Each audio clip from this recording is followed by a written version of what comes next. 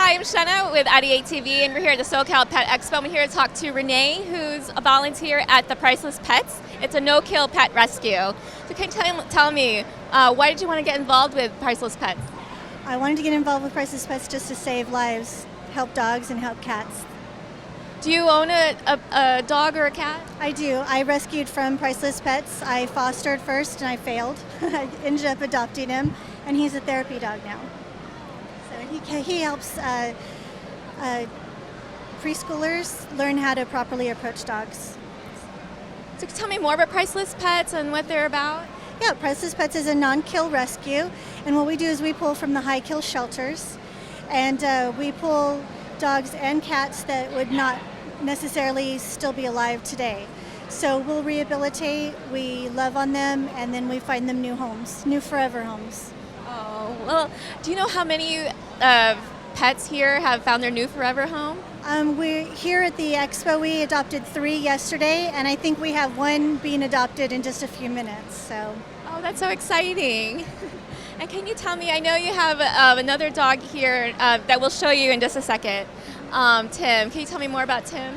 Yeah, Tim was found in an abandoned home with another female dog just a couple months ago. They were very malnutritioned. They were just left to die by the previous owners in the home. Tim is completely blind, and right now we're raising funds to give him eye surgery so we can remove his eyes. They are infected, but he's a total love bug, absolutely a sweetheart. We named the dogs Tim and Faith because they're just inseparable, and they're just so loving and so kind to each other. Faith makes sure he goes where he needs to go and doesn't bump into walls and things like that, kind of like his own guide dog. It's really sweet.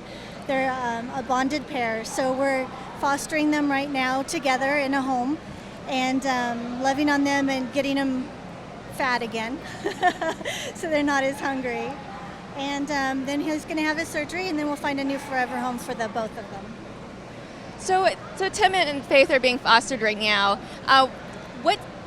If someone is interested in becoming a foster parent, what would you want them to know?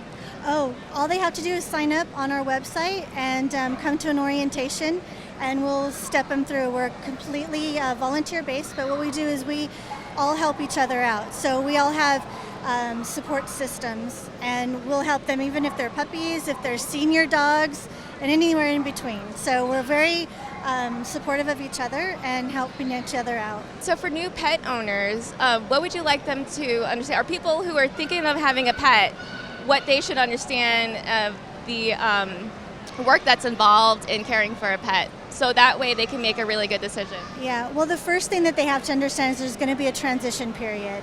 There's going to be a time when the dog or the cat needs that time to just decompress from being either at a shelter or at an orphanage like ours. It's a new environment, so they're going to need to learn to acclimate, not just to other humans, but if there's other dogs or cats, any other animals in the home as well. So patience has to be number one. They have to understand not all dogs are potty trained, so if there's going to be accidents, so know that it can just be cleaned up, but the dog still needs to be loved and cared for. And just positive reinforcement will train the dog to do what they want to do. A lot of dogs, they want to be loved and they want to please their owners. Just going to take a little bit of time. So patience is probably number one. But I really recommend training, especially with the dogs. It's harder to train the cats, obviously. But the dogs, definitely get them into some training, basic obedience training. There's even, more therapy training and advanced training, agility training, especially for the older dog or the larger dogs. Keeping them active and keeping their mind going is so very, very important. So keeping them active and making sure they're getting out for their walks.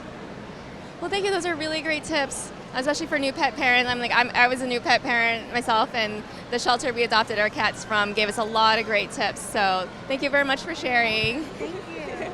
Thank you, Renee. And this is Shenna with IdeateTV.